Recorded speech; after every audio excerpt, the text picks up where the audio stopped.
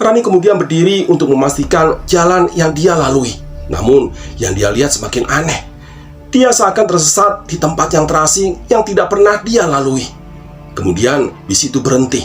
Para penumpang yang terlihat seperti bayangan karena pakaian yang mereka gunakan serba hitam. Itu pun semuanya turun dari bis.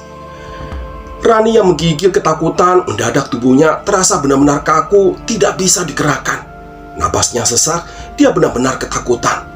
Dia mencoba sebisanya untuk berdoa dengan melantunkan ayat-ayat suci yang dia tahu dari dalam hatinya. Kemudian, dia mulai bisa kembali menggerakkan tubuhnya. Sebelum bis itu kembali melaju terlalu jauh, Rani memutuskan untuk turun. Rani berlari ke sana kemari menjauhi bis hantu itu. Ternyata, selama lebih dari 2 jam perjalanan tadi, Rani belum pergi dari terminal sama sekali.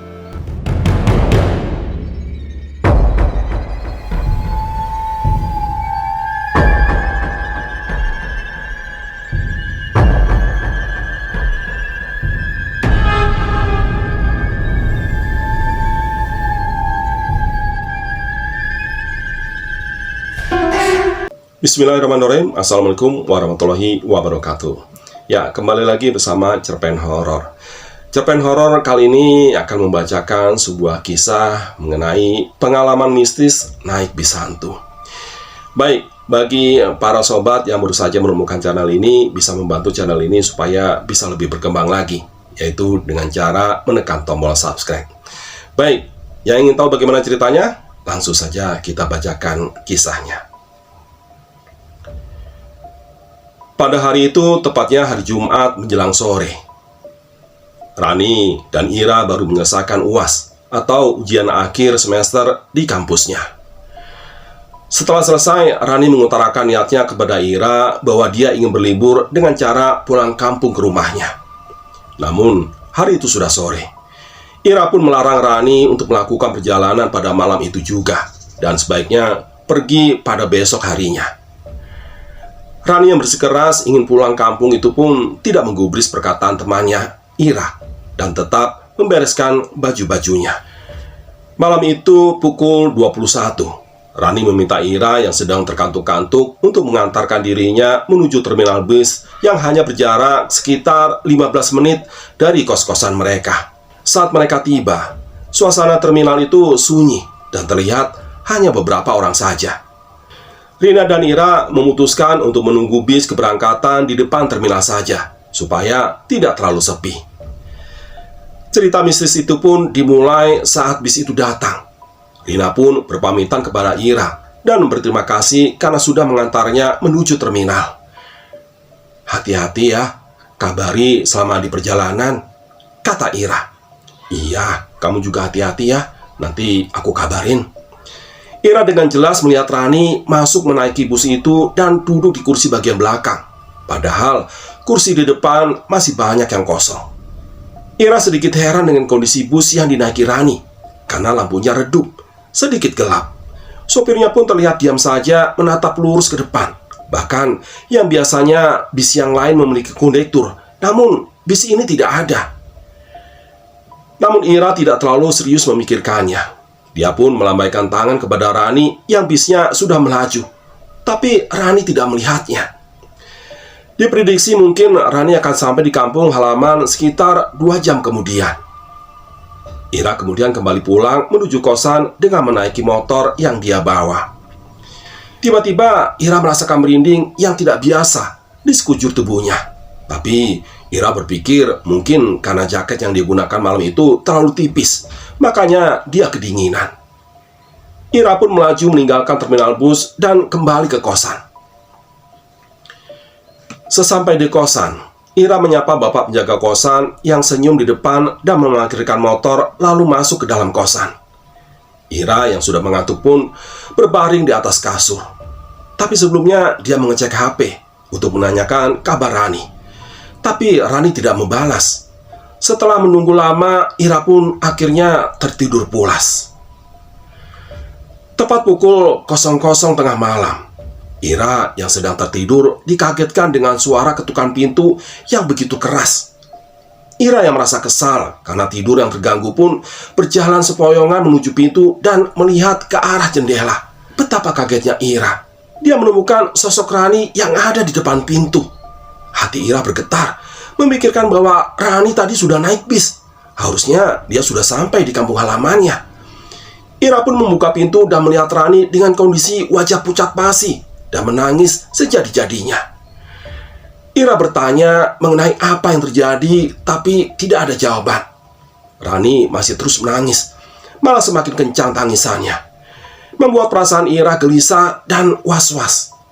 Melihat itu, Ira menyuruh Rani masuk dan berbaring di kasurnya dan mengambilkan air minum untuknya. Malam semakin larut. Keduanya masih dalam keadaan diam.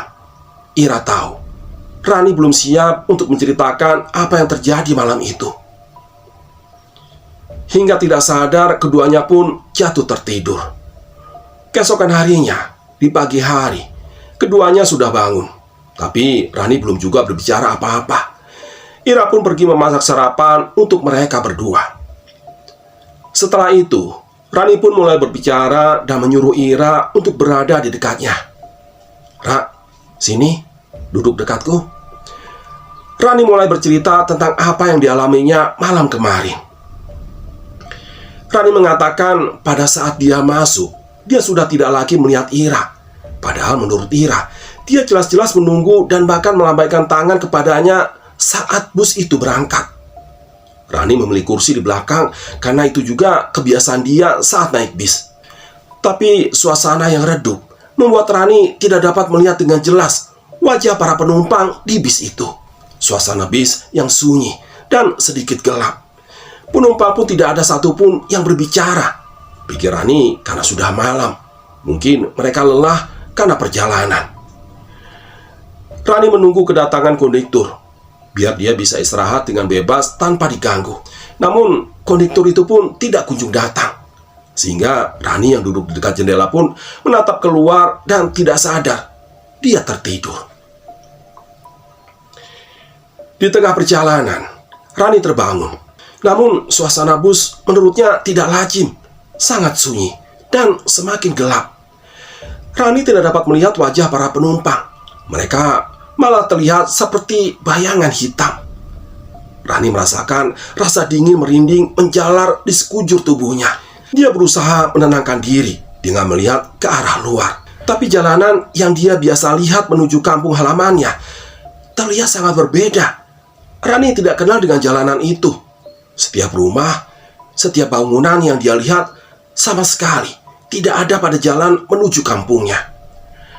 Keanehan yang dirasakan oleh Rani semakin menjadi-jadi saat dia melihat orang-orang di pinggir jalan itu menggunakan pakaian tradisional, juga dengan rumahnya seperti rumah pada zaman dahulu. Rani kemudian berdiri untuk memastikan jalan yang dia lalui. Namun, dia lihat semakin aneh. Dia seakan tersesat di tempat yang terasing yang tidak pernah dia lalui. Kemudian bus itu berhenti. Para penumpang yang terlihat seperti bayangan karena pakaian yang mereka gunakan serba hitam. Itu pun semuanya turun dari bis. Rani yang menggigil ketakutan mendadak tubuhnya terasa benar-benar kaku. Tidak bisa digerakkan. Napasnya sesak. Dia benar-benar ketakutan. Dia mencoba sebisanya untuk berdoa dengan melantunkan ayat-ayat suci yang dia tahu dari dalam hatinya. Kemudian dia mulai bisa kembali menggerakkan tubuhnya. Sebelum bis itu kembali melaju terlalu jauh, Rani memutuskan untuk turun. Rani berlari ke sana kemari menjauhi bis hantu itu. Ternyata selama lebih dari 2 jam perjalanan tadi, Rani belum pergi dari terminal sama sekali. Apa yang dilihatnya saat itu? Terminal itu sudah tidak ada orang dan lebih sepi dari sebelumnya. Rani pun melangkah lebih jauh untuk meminta pertolongan. Sampai akhirnya ada ojek malam yang sedang mangkal tidak jauh dari tempatnya. Dia pun memutuskan untuk naik dan meminta ojek itu mengantarkannya ke tempat kos. Mendengar kisah mistis itu, Ira pun ikut ketakutan dan merinding. Ternyata Rani semalam menaiki bus hantu yang bahkan dia tidak pergi kemana-mana dan tetap berada di terminal. Besoknya, Rani pun pulang ke kampung halamannya. tapi tidak lagi menggunakan bis malam, melainkan dijemput langsung oleh keluarganya ke kosan. Ya, demikianlah cerpen horor kali ini. Sampai ketemu lagi di cerpen horor berikutnya. Terima kasih. Assalamualaikum warahmatullahi wabarakatuh.